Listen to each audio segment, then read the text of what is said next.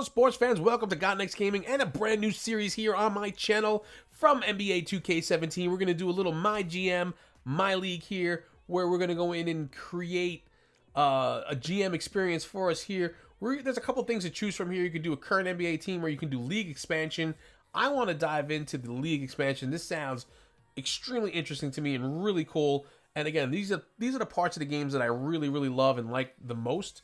We're going to start in the off-season here, not in the regular season. We want to go through and do that whole off-season experience and do the draft lottery and the expansion draft and all of that. We're going to do all of that stuff here in this video. We're going to do a lot of the building of the team. I'm going to go through a little walkthrough here. Not going to be any gameplay, actual basketball games being played, but there's going to be all of this build up to it to kind of show you what it's all about and what you can do here. And the depth of it is really deep. So after going in there and choosing those portions there, you can choose your city, which is what we're going to do. We're going to find out where our home city is here, and we kind of flip around the map a little bit, looking at the different places that are available for an expansion team. And I looked at it, and I was looking at some of the ones here, and it's like, you know, you're obviously going to have an easier time in some of the bigger cities that have bigger populations, where they'll generally, garner more interest in a team like this or an NBA team like this for sure.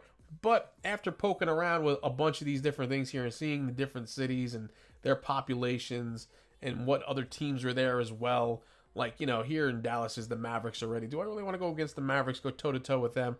I don't really think so. So what I did here was I kind of got a little bit sentimental, and I kept it at home here in my home state of Connecticut.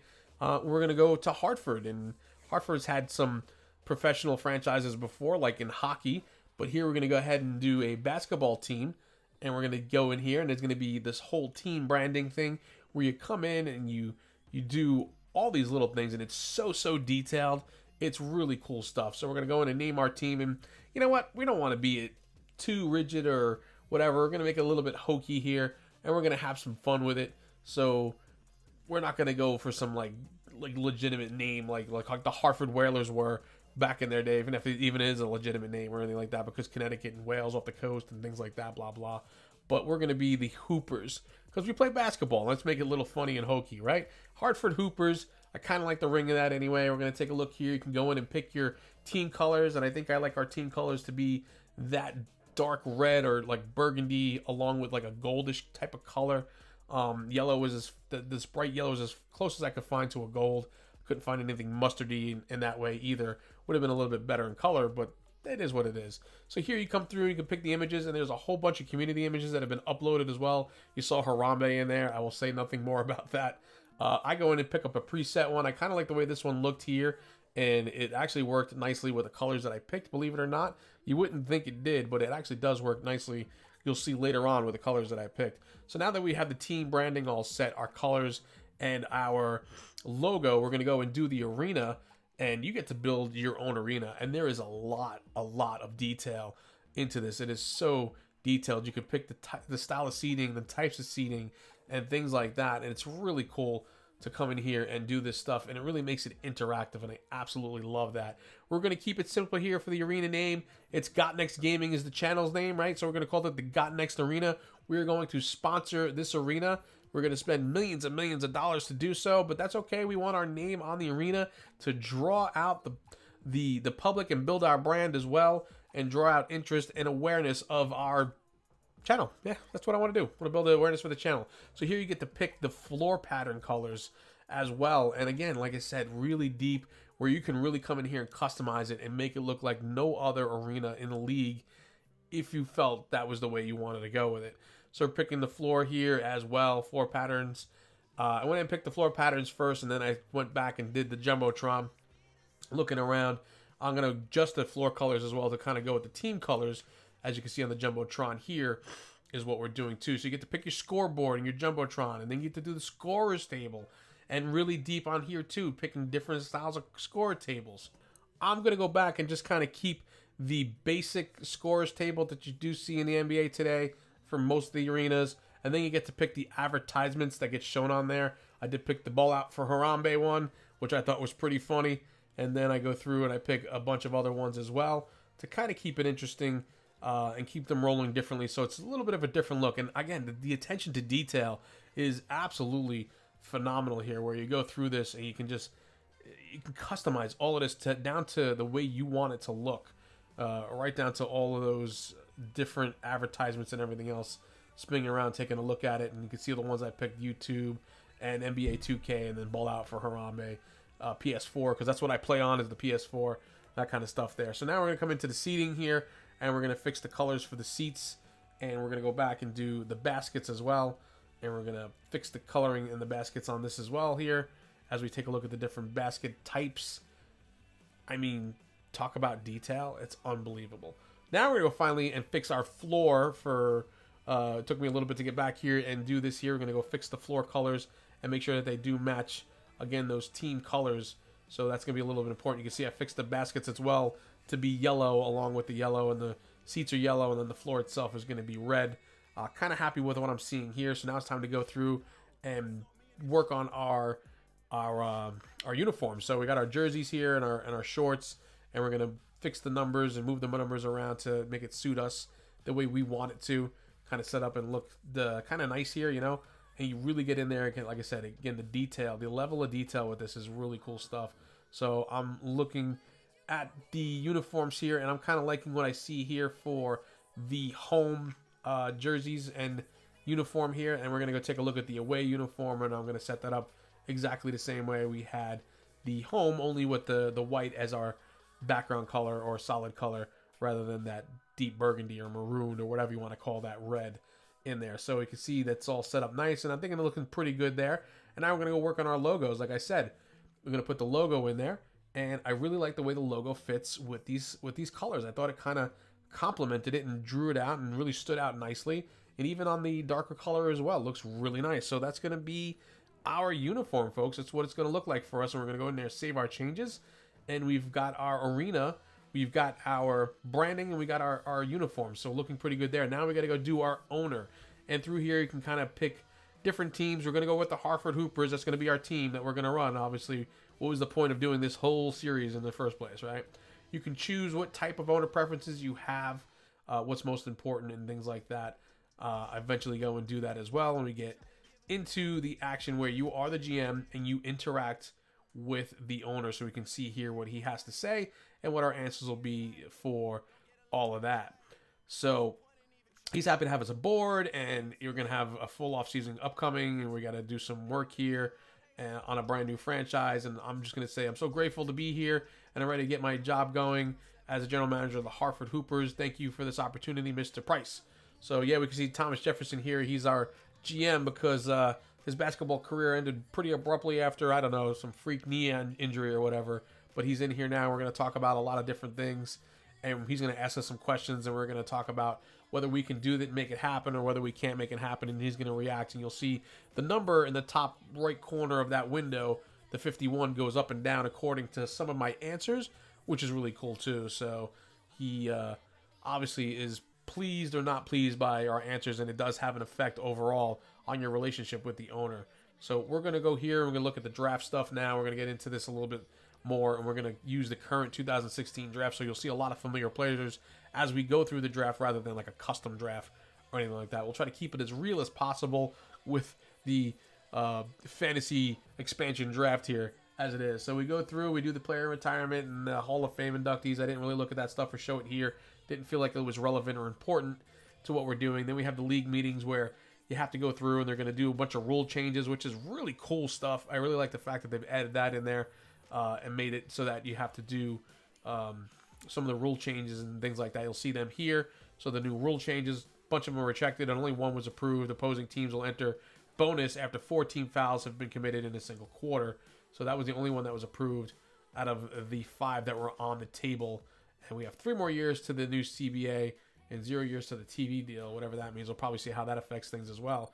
But now we're going to come into the draft lottery, and we're going to see who picks where for that. So we'll take a look at this quickly to see how that works, and then just going to kind of pick the balls and see who gets what. And it's going to be the Chicago Bulls in there for number 15, and we can see what the reporter has to say about it. This will be their 13th lottery selection, and then we can see the Hoopers are in it, number 4. The 4th pick goes to the Hartford Hoopers, and the reporter will say, "We will soon find out who will be their first ever draft pick for the newly expanded Hoopers franchise." Really, really cool stuff there. And then we have like the 3 left. So number 1, 2, and 3, the Pelicans, the Suns, and the 76ers all get the first 3 picks, and we're at number 4.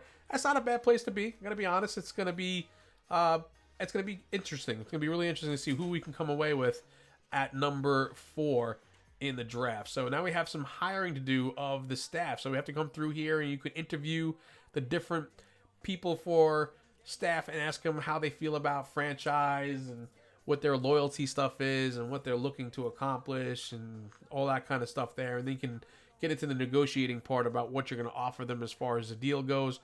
This particular head scout wants $227K for 4 years. And I think we make him that offer and we go through it and whatnot. And we can see here there's a couple of accepted ones for the assistant GM and the trainer and the CFO. We actually made an offer to 2 different CFOs. I didn't think the first one was actually going to go on board with us. It didn't look good at first because he had a whole bunch of offers, but then he wound up actually signing with us anyway. So now we have a head scout that we're still waiting for. He has 10 offers. That's going to be tough to get. We do level up here. We get some badges that we're able to add in there. So we get new badge, facility, or pitch. And we have a bunch of things here to choose from. I forget which one I start with here. I might go for like owner trust or loyalty. I think it was owner trust. And we do get a goal completed. So his opinion of us goes up to a 55 now. Is it a 51? Goes up. And we get to level 5 as well. And we get to pick some more badges here. And I don't remember which ones I picked exactly. But he's definitely up to a 59 now as we replace some older players. I don't know what that really meant. I think that was kind of a glitch in there because we didn't have any players to begin with. We were an expansion team. So we got rid of those players because they were never on the team to begin with. So we have to go now and go see what the expansion draft is going to bring us and see what the protected players are and the unprotected players are. And now we're going to go in and do the actual expansion draft and pick some players for ourselves here that we can get, and we can see their contracts and what their contracts look like. And we're going to try to build a team of the best players that are possibly out there that are as young as possible as well.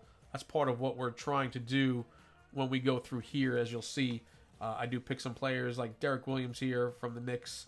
I do try to pick him up as well. He's 25, so he's at a decent age there where we can definitely develop or work on him a little bit. We try to keep the age of players under 30 for the most part when we do this. So we have Kevin Garnett out there. He's 40, tempting player because he's a great veteran presence, but again, he's 40 years old, so we're going to go and, just like I said, try to stick to as many of the young players as we possibly can here. I know we do pick up Derek Williams at some point. I don't know exactly where. He has a player option with a year remaining on his contract. If he chooses to decline his player option this offseason, he'll be become an unrestricted free agent. In this case, he will return his bird rights if applicable. So, he has that player option where he can actually opt out if he doesn't want to be part of our team, and then we get bird rights on him to try to sign him if we can. And so on and so forth here as we go through. You can see the draft summary, and now we're going to exit the draft here and get ready for more stuff. So we're going to talk about which players to draft, and we're going to see that the head coach wants us to draft Brandon Ingram, the shooting small forward, and we're going to take a look at the draft board to see exactly who we're going to put on our draft board. We actually build that up, and then we talk a little bit more about it, and we're like, yeah, Brandon Ingram is very high on our draft board, and I will trade up to get him if I have to. So, yeah, we do that, and then we're going to go in and do the NBA draft. And I thought I screwed up here for a second, and I probably did. I should have backed out of here to try to go make the trade for, like, the number 1 or number 2 spot. I didn't know if Brandon Ingram was actually going to go that high in the draft or not, so we jumped into it. The draft started, and I kind of freaked out a little bit here as I was like, uh-oh, we're pick number 4, and I don't remember where Brandon Ingram went in the real draft, who's going to pick him up or not, and if we're going to be kind of shut out of getting him now, and how do we go to trade up to get him if we want to move up to like number 2 or number 3 or whatever. So you can see the number 1 overall pick was Ben Simmons here in this draft, so he will be going around. We can see all the different stats for him and attributes and everything else, and then we're going to go see number 2. The number 2 pick here is going to be Brandon Ingram. There he goes. So Brandon Ingram is picked number 2 by the Phoenix Suns, and now we got to try to figure out a way, after we promised our head coach that we were going to go all in on him to get him. Like I said, I was freaking out, like, oh my gosh, what did I do? hopefully I can get like the backup player that I wanted on my board, which was Jaylen Brown. Maybe I can at least get Jaylen Brown out of the deal here, and that's not a bad pick either to have. The 76ers pick next, number 3, and they go take Jaylen Brown. And I'm like, uh-oh. Now I'm really freaking out. I'm like, what am I going to do here? How am I going to make this work? I mean, these were the 2 players that I kind of looked at. Another small forward in Jaylen Brown that I wanted over actually Brandon Ingram. I don't know who's the better of the 2, to be honest. But like I said, my backup plan was Jaylen Brown, and now he's gone as well with the number 3 pick. So we get 30 trade offers for our pick, and we might have a little bit of redemption here going into this. So we take a look around to see who's offering what. The Sixers want to offer us up Jaylen Brown for our first round pick, and then draft pick 2 years from now in the second round. And I'm looking at it, I'm going, this is tempting, but you know what? Let's see what the other 30 offers are before we go and do that. And sure enough, the Suns offer us Brandon Ingram, and they want 2 first-round picks, this year's and next year's pick as well, which is considered a top 3 projected for the Hoopers at this point. I tried to go and adjust the deal a little bit here to see if I can make it work for us to our benefit, not give up a first-round pick next year as well in this. I didn't want to give up that first-round pick so much. I wasn't really happy about having to do so, so I tried to throw in the second-round pick and get rid of the first rounder. Didn't really work out that way, the way I wanted it to. So we're going to see what's going to happen here. I got to try to get them to throw in one of their first round picks as well. They weren't having it, so they tried to offer me up Cleveland's first round pick for this season. I guess they have the rights to that one. But we do finally make a deal, and we come away with Brandon Ingram and a pick to go with it as well. And they pick up Buddy Hield with the 4th pick in this. So it kind of works out for us nice where we do get our Brandon Ingram like we wanted, and we're going to see going forward what else we can do here. So Marquise Chris was also on my board as well, was picked up number 5. He would have been a good choice as well. I considered it before actually doing the trade, believe it or not. And then Dragan Bender as well, another great pick, another one who was on our board as well. So with our next pick, we get another bunch of offers for it, but we decide to go ahead and actually take a look around. Rondé Hollis Jefferson was kind of a tempting pick here, but we just picked a small forward, so we don't really need to go for somebody like him at this point.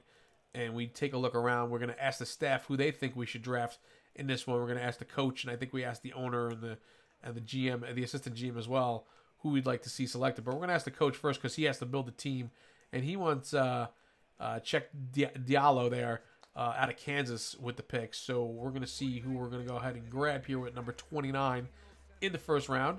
And we do pick Check Diallo, who is a center from Kansas, for our second first round pick here. And we're going to see now what we do going forward into the second round. We have the first pick in the second round, number 32 overall. And we're going to pick up Paul Zipser here. I believe he's a shooting guard. Not exactly sure, don't remember, but he's out of Germany, and we pick him up too. So yeah, we take a look here at our picks for this particular season, and yep, shooting guard, small forward is Paul Zipser as well, and some pretty decent picks for us here. Kind of happy with what I saw, and I'm gonna have to make it work anyway. We did make the picks we have, and that's what we're gonna have to do with it. Maybe we could trade off some of these pieces later on if we need to, but that is what it's gonna be. So for us, so now we're gonna go into the option summary and take a look and see who's available out there as they see the different player and team options. And you can see LeBron James declined his player option, and he's actually going to be a free agent. I don't think we're going to be able to pick up a LeBron James. I will tell you that I do try to target a pretty high free agent out here during this period to see if I can sign somebody pretty big. Not Kevin Durant. I do go for DeRozan here, trying to get him. I do make him an offer, and I go into the interview process with him as well. And one of the things that I noticed, and I kind of forgot about with this, is that he played for the Raptors, but they get the opportunity to offer him the most money. I couldn't even offer him a 5-year, $144 million deal. I do go in there and try to negotiate with him, and I didn't do something quite that high. I thought that would be a little bit tough on our side. We do have a 75 overall with him here, as he is, I guess, on the better side of like his relationship with us, and we do ask him some questions about what he's looking for and things like that. So we go in and we try the 4-year deal here. I couldn't offer him 5 years. It doesn't give me the option to do so. We do offer him a 4-year deal for $113.33 million. and we couldn't go any higher than that. I think it might be based upon the amount of money we have and the fact that the home team actually gets to offer him the max deal that they can. So we do go in there, we offer him an option, hoping that'll help. We give him the player option, and we do add in a trade clause as well, no trade clause as well, hoping that will entice him a little bit to come to our side. And it does bump him up to a 78. And he's like, thanks, I think we may have a deal here, but he wants to think about it more and see what other teams want to offer. I will tell you that that does not work out for us, and he does not want to take our offer. We did adjust it a little bit more, too, to try to work it for our favor, but he just wasn't going to have it. And we do miss out on DeMar DeRozan as he goes and signs with the Raptors later on in this. But that's going to do it for this episode, folks. It's just kind of the beginning of what we're doing here, and you can see where DeRozan is with all his offers. But I want to ask you guys to come on back to check out more of this GM series. I will see you around the channel, and goodbye now.